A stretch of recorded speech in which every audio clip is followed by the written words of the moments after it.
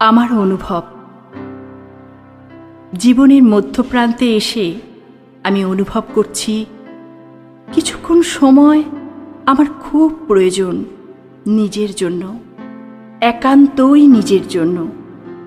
তা না হলে আমি যে নিজেকে খুঁজে পাচ্ছি না।